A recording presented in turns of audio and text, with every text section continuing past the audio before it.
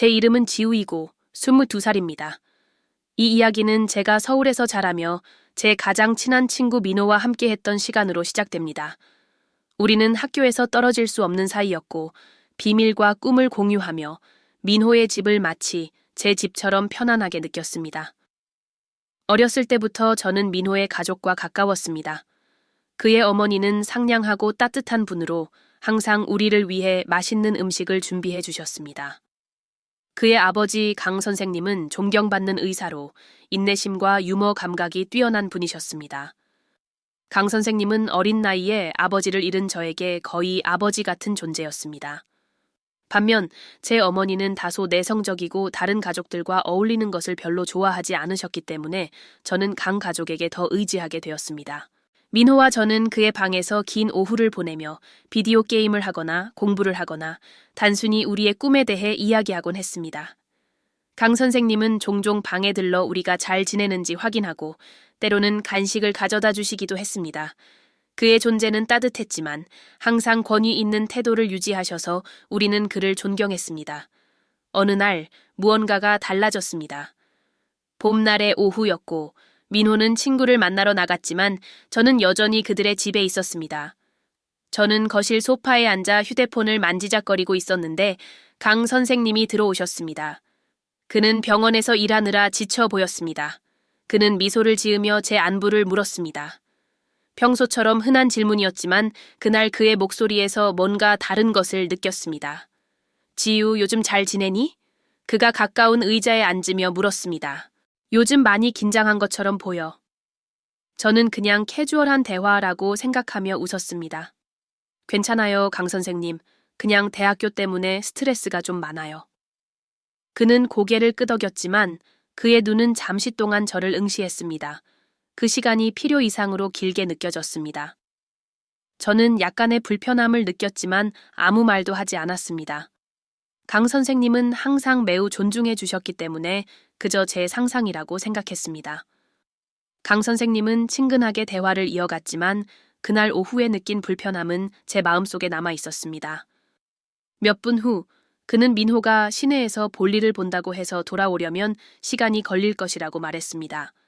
그러면서 저에게 기다리면서 편히 쉬라고 제안했습니다. 정말 긴장한 것 같아, 지우. 대화도 하고 쉬면 좀 나아질 거야. 필요하면 내가 차 한 잔 만들어줄게. 저는 감사의 인사를 전했지만 사양했습니다. 제 생각에 집중하려고 했기 때문입니다. 잠시 침묵이 흘렀지만 곧 그의 목소리가 그 침묵을 깼습니다. 요즘 너처럼 어린 환자들도 많이 돕고 있어. 스트레스가 신체 건강에도 영향을 미칠 수 있거든. 사실 대학교가 저를 많이 지치게 하고 있었던 건 사실이었지만 그가 이렇게 진지하게 이야기를 꺼낼 줄은 예상하지 못했습니다. 저는 최근 몇 달 동안 밤을 새며 공부하고 스트레스를 받았던 이야기를 풀어놓기 시작했습니다. 그는 주에 깊게 들었고 이는 집에서 거의 느끼지 못했던 일이었습니다. 어머니는 너무 바쁘셔서 우리의 대화는 오늘 하루 어땠니? 를 넘지 않는 경우가 많았기 때문입니다. 그는 부드럽게 예상치 못한 질문을 던졌습니다. 근육 이완을 위해 오일이나 연고를 사용해 본 적 있어? 내 진료실에 도움이 될 만한 게 몇 가지 있는데. 저는 놀랐습니다. 한 번도 생각해 본 적 없는 일이었지만 그의 톤은 진지해 보였습니다. 저는 도움이 된다면 시도해 볼 의향이 있다고 대답했습니다. 그는 그러자 일어나 2층에 있는 자신의 방으로 올라갔습니다. 기다리는 동안 저는 거실을 둘러보았습니다. 벽에 걸린 가족 사진들은 제가 그 집에서 보냈던 많은 시간을 떠올리게 했습니다. 강 선생님은 언제나 존경스러운 인물이었고 제게 귀감이 되는 존재였습니다. 저는 그를 믿었고 그의 의도를 의심한 적이 없었습니다. 그가 내려왔을 때 작은 투명한 병을 들고 있었습니다. 병 안에는 반짝이는 액체가 담겨 있었습니다. 그는 다시 앉아 그것을 내게 건넸습니다. 이건 액체 바셀린이야. 냄새도 없고 근육 긴장을 푸는데 아주 좋아. 원하면 사용 방법을 알려줄게. 나는 잠시 망설였습니다. 그가 알려주는 것이 다소 부담스럽게 느껴졌지만 동시에 그는 의사였고 단지 도우려는 것 같았습니다. 적어도 그렇게 보였습니다. 나는 고개를 끄덕였고 그는 내 어깨를 편히 놓으라고 했습니다. 그가 다가와 손끝에 조금의 바셀린을 묻히고 느린 동작으로 내 어깨에 바르기 시작했습니다. 처음에는 몸이 긴장되었지만 그의 손가락 압력이 정확하게 느껴졌고 마치 정말로 그가 전문적인 기술을 알고 있는 것처럼 보였습니다. 긴장이 조금씩 풀리는 느낌이 들었습니다. 도움이 되니? 그는 손을 떼지 않고 물었습니다. 나는 효과에 놀라며 고개를 끄덕였습니다. 방의 정적은 그의 손 움직임 소리로만 채워졌습니다. 하지만 그가 계속하던 중 그의 손길에서 무언가가 변했습니다. 미묘했지만 압력이 점점 임상적인 느낌에서 개인적인 무언가로 바뀌는 것 같았습니다. 내 몸은 다시 긴장되었고 그는 그것을 알아챘습니다. 긴장할 필요 없어, 지우. 이런 건 완전히 정상적인 거야. 정상적. 나는 어떻게 대답해야 할지 몰랐습니다. 머릿속은 혼란스러웠고 상황을 이해하려 애썼습니다. 그러자 그는 갑자기 손을 떼며 한계를 넘었음을 깨달은 듯 보였습니다. 오늘은 이 정도면 충분할 것 같아. 그는 갑자기 일어나 몸을 정돈하며 말했다. 더 필요하면 나를 찾아와도 돼. 나는 빠르게 감사 인사를 전하며 불편함을 숨기려 했습니다. 그는 방을 나갔고 나는 홀로 남아 방금 일어난 일을 처리하려 애썼습니다. 사소해 보일지 모르지만 상황 속 무언가가 잘못되었다고 느껴졌습니다. 그 후 며칠 동안 나는 민호의 집에 가는 것을 피했습니다. 항상 핑계를 대며 거절했지만 민호는 나를 계속 초대하며 내 부재를 아쉬워했습니다. 나는 그에게 무슨 일이 있었는지 말할 용기가 없었습니다. 그의 가족과 아버지와의 관계가 너무나 조화로워 보였고 내가 그것을 망치고 싶지 않았습니다. 그 일이 완전히 바뀐 것은 어느 일요일 오후였습니다. 민호가 공부 세션을 위해 꼭 오라고 요청했고 나는 더 이상 거절할 수 없었습니다. 평소처럼 행동하려 했지만 불편함은 여전히 드러났습니다. 민호는 그것을 알아차리고 무슨 일이냐고 물었습니다. 나는 피곤할 뿐이라며 대답을 얼버무렸습니다. 그러나 우리가 공부를 하던 중 강 선생님이 방으로 들어왔습니다.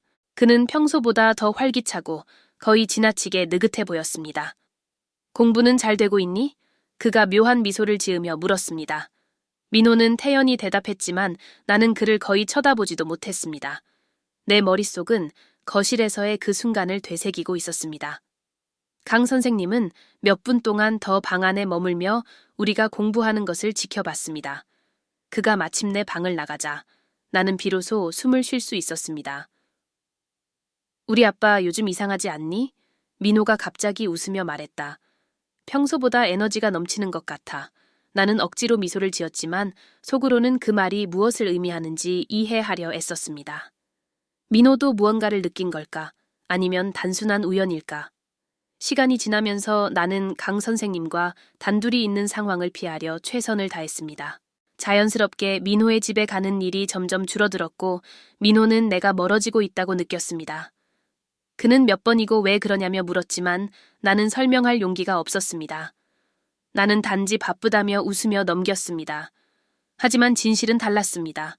내 불편함은 점점 커져만 갔습니다. 내가 경험했던 일이 단순한 오해였는지 아니면 더 심각한 무언가가 있었는지 확신할 수 없었습니다. 그럼에도 불구하고 나는 침묵을 지키기로 했습니다. 문제를 만들거나 민호를 곤란하게 만들고 싶지 않았기 때문입니다. 어느 날 민호가 나를 커피를 마시러 가자고 설득했습니다. 단순한 만남이었지만 대화 중에 그는 내 심장을 두근거리게 하는 말을 꺼냈습니다. 우리 아빠 병원 그만둔 거 알아? 그는 커피를 숟가락으로 저으며 말했습니다. 뭐라고? 나는 놀라서 물었습니다. 응, 몇 주 전에. 아빠가 자기 자신을 다시 찾을 시간이 필요하다고 하시더라고. 이상했어. 아빠는 일에 굉장히 헌신적인 분이었잖아. 근데 이제 좀 더 조용한 삶을 원하시는 것 같아. 내 속이 뒤집히는 것 같았습니다. 그의 결정을 이해할 수 없었고 그 말은 내 불안감을 더 키웠습니다. 아마도 그는 개인적인 위기를 겪고 있거나 혹은 나와 더 관련된 무언가였을지도 모릅니다. 그런 생각은 하고 싶지 않았지만 떨쳐낼 수도 없었습니다.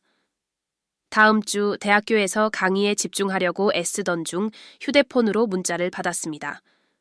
민회에서 온 문자였고 그는 수업이 끝난 후 집에 들러 프로젝트를 도와달라고 했습니다. 나는 망설였지만 결국 동의했습니다. 민호는 내 가장 친한 친구였고 영원히 피할 수는 없었습니다. 그의 집에 도착했을 때 집 안이 이상하리만큼 조용한 것을 느꼈습니다. 민호는 집에 없었지만 강 선생님이 문을 열어주었습니다. 그는 나를 보고 놀란 듯 했지만 곧 친근한 미소를 지으며 말했습니다. 지우, 보니 반갑다. 들어와. 민호는 곧 돌아올 거야. 거절하고 싶었지만 그는 이미 문을 열어둔 채 내가 들어가기를 기다리고 있었습니다. 등골이 오싹했지만 무시하려 애쓰며 깊은 숨을 들이쉬고 집 안으로 들어갔습니다. 그는 나를 거실로 안내하며 마실 것을 줄까 물었습니다. 나는 정중히 거절하며 대화를 최대한 짧게 끝내려고 했습니다. 그는 내 맞은편에 있는 의자에 앉았고 몇 초간 우리는 침묵 속에 있었습니다. 지우, 요즘 왜 이렇게 멀리 있는 것 같지? 그가 마침내 침묵을 깨며 말했습니다. 민호가 걱정하고 있어. 네가 더 이상 친구로 지내고 싶지 않다고 생각하나 봐. 그런 거 아니에요. 나는 불편함을 숨기려 하며 재빨리 대답했습니다. 그냥 대학교 때문에 바빠서 그래요. 그는 잠시 나를 바라보며 마치 내 생각을 읽으려는 듯한 눈빛을 보였습니다. 그러고 나서 그는 몸을 약간 앞으로 기울이며 말했습니다. 혹시 너를 불편하게 하는 무언가가 있다면 말해도 돼. 어떤 것이든 상관없어. 무슨 말을 해야 할지 몰랐습니다. 머릿속은 돌아가고 있었지만 그의 의심을 사지 않으면서도 대화를 끝낼 수 있는 답을 찾지 못했습니다. 내가 대답하기도 전에 그는 말을 이어갔습니다. 아마 그날 이후로 네가 불편했을지도 모르겠네. 그는 신중히 단어를 선택하며 말했고 내 심장은 요동쳤습니다. 나는 그의 말을 듣고 놀란 표정을 숨기지 못했습니다. 그는 알고 있었습니다. 그날 무언가 달라졌다는 것을 알고 있었고 지금 그가 그 문제를 언급하려 하고 있었습니다. 그것이 좋은 것인지 나쁜 것인지 알 수 없었지만 내가 반응하기도 전에 그는 말을 이었습니다. 널 불편하게 하려던 건 아니었어. 때로는 의사로서 내가 개인적인 경계를 넘는다는 것을 의식하지 못할 때가 있거든. 그는 잠시 멈추고 내 눈을 똑바로 바라보며 말했습니다. 혹시 내가 너를 불안하게 했다면 미안해. 나는 그의 말을 믿고 싶었습니다. 그의 말은 진실되게 들렸지만 그가 나를 바라보는 방식에는 어딘가 이상한 점이 있었습니다. 나는 침을 삼키며 억지로 미소를 지었습니다. 괜찮아요, 강 선생님. 별일 아니었어요. 그는 고개를 끄덕였지만 그의 표정은 나를 완전히 믿지 않는 듯 보였습니다. 대화가 더 이어지기 전에 현관문이 열리고 민호가 장바구니를 들고 들어왔습니다. 그의 존재에 즉각 안도감을 느꼈고 민호가 다가오는 동안 나는 최대한 자연스럽게 행동하려 애썼습니다. 그 후 며칠 동안 나는 아마 내가 과민 반응을 하고 있는 것일지도 모른다고 스스로를 설득하려 노력했습니다. 아마 강 선생님이 정말로 자신도 모르게 선을 넘었고 이 모든 것이 단순한 오해일 수도 있었습니다. 하지만 동시에 그와 함께 있을 때마다 느꼈던 불편한 감정을 잊을 수가 없었습니다. 몇 주가 지나 금요일 밤, 상황은 결국 폭발점을 맞이하게 되었습니다. 민호는 예전처럼 그의 집에서 하룻밤을 자고 가라고 나를 초대했습니다. 나는 모든 것이 정상으로 돌아갈 수 있기를 바라며 초대를 받아들였습니다. 저녁 8시쯤 도착했고 우리는 밤 대부분을 비디오 게임을 하며 대화를 나누며 보냈습니다. 그 시간만큼은 즐거웠고 내 마음을 짓누르던 모든 걱정을 거의 잊을 뻔했습니다. 밤 12시가 되자 민호는 피곤하다며 자기 방으로 들어갔습니다. 나는 거실에서 TV를 보고 있었지만 곧 피곤함이 밀려왔습니다. 그래서 항상 묵었던 손님 방으로 가서 자야겠다고 생각했습니다. 방에 들어서자 이상한 점이 눈에 띄었습니다. 문에 잠금 장치가 없었습니다. 이전에는 전혀 신경 쓰지 않았던 부분이었지만 그날 밤에는 중요한 문제처럼 느껴졌습니다. 내 머릿속에는 여러 가지 생각들이 떠오르기 시작했고 심장은 점점 빨리 뛰었습니다. 나는 스스로에게 과민 반응하지 말라고 다독이며 진정하려 애썼습니다. 불을 끄고 침대에 누웠지만 잠을 잘 수가 없었습니다. 뒤척이며 강 선생님과의 모든 상호작용을 떠올리기 시작했습니다. 나는 정신적으로 한계에 가까워지고 있었는데 그때 방 밖에서 발소리가 들렸습니다. 내 몸은 얼어붙었습니다. 발소리는 방문 바로 앞에서 멈췄고 몇 초간의 고요가 이어졌습니다. 그러다 문 손잡이가 천천히 돌아가기 시작했습니다. 문 손잡이가 느리게 돌아가는 동안 시간이 멈춘 것처럼 느껴졌습니다. 내 심장은 너무 빠르게 뛰어서 터질 것 같았습니다. 문이 부드러운 소리를 내며 열렸고 복도의 희미한 불빛 속에 강 선생님의 실루엣이 나타났습니다. 그는 그곳에 서서 아무 말도 없이 나를 바라보고 있었습니다. 지우? 그의 목소리는 낮고 거의 속삭이는 듯했습니다. 너와 이야기할 필요가 있어. 나는 침대에 앉아 정상적으로 행동하려 했지만 내 몸은 완전히 굳어 있었습니다. 지금요, 강 선생님, 내일 이야기하면 안 될까요? 그는 방 안으로 한 걸음 들어오며 문을 닫았습니다. 잠금 장치가 잠기는 소리가 방의 정적 속에서 울렸고 내 등골이 오싹해졌습니다. 중요한 이야기야, 지우. 우리 사이에 오해가 없었으면 해. 내 머릿속은 빠르게 돌아가며 탈출구를 찾으려 했습니다. 왜 문을 잠그는 거지? 오해라는 말은 또 무슨 의미지? 나는 시간을 벌어야 한다고 판단했습니다. 물론이에요, 강 선생님. 무슨 일이신가요? 나는 목소리를 최대한 차분하게 유지하려 애쓰며 물었습니다. 그는 천천히 다가와 침대 가장자리에 앉았습니다. 그의 표정에는 내가 읽을 수 없는 무언가가 있었습니다. 후회와 무언가 더 어두운 감정이 섞인 것 같았습니다. 그날 거실에서 있었던 일 이후로 그는 조심스럽게 단어를 골라가며 말하기 시작했습니다. 우리 관계가 달라진 것 같았어. 그럴 의도는 없었는데 네가 나를 피하는 것처럼 느껴졌어. 나는 침을 삼키며 긴장한 모습을 감추려 노력했습니다. 그런 거 아니에요. 그냥 요즘 바빴을 뿐이에요. 그는 고개를 저으며 내가 하는 말을 믿지 않는 듯 했습니다. 그러다 그의 표정이 바뀌었습니다. 평소에 보이던 친근한 눈빛은 사라지고 더 강렬한 무언가로 대체되었습니다. 지우, 넌 이해해야 해. 그는 내 어깨에 손을 올렸습니다. 그것은 위로하려는 몸짓이어야 했지만 나를 오히려 움츠러들게 만들었습니다. 난 단지 네가 편안하게 느꼈으면 좋겠어. 너에게 가장 좋은 것을 원할 뿐이야. 나는 본능적으로 몸을 뒤로 물리며 거리를 두려고 했습니다. 그는 그것을 알아차렸고 자리에서 일어나 방 안을 왔다 갔다 하며 생각을 정리하려는 듯 했습니다.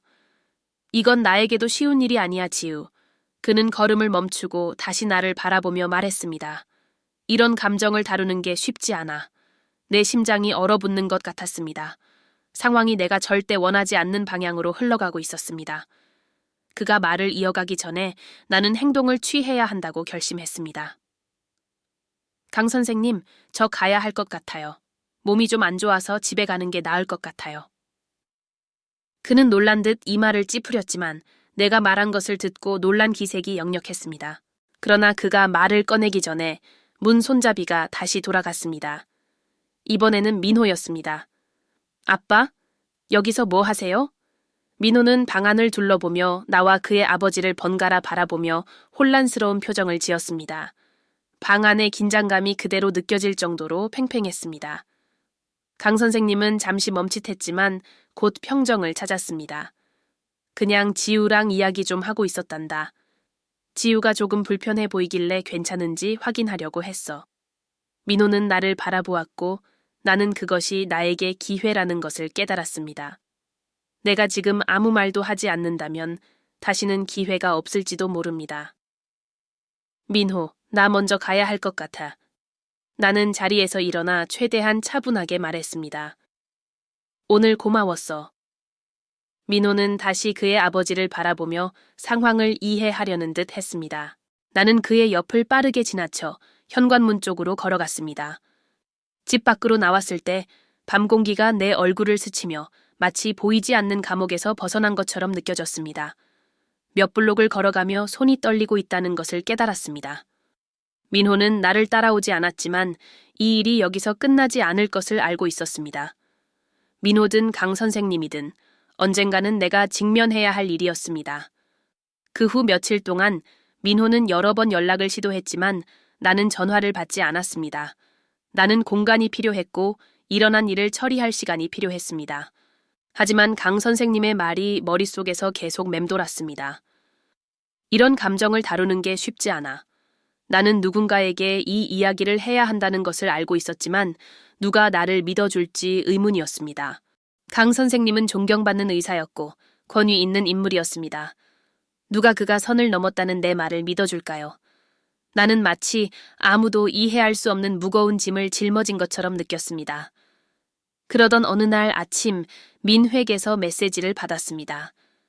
지우, 우리 얘기 좀 하자. 아빠가 너에게 사과하고 싶대. 나는 즉시 메시지를 삭제했습니다. 사과가 필요하지 않았습니다. 그저 잊고 싶었습니다. 하지만 마음 한구석에서는 이 이야기가 아직 끝나지 않았다는 것을 알았습니다.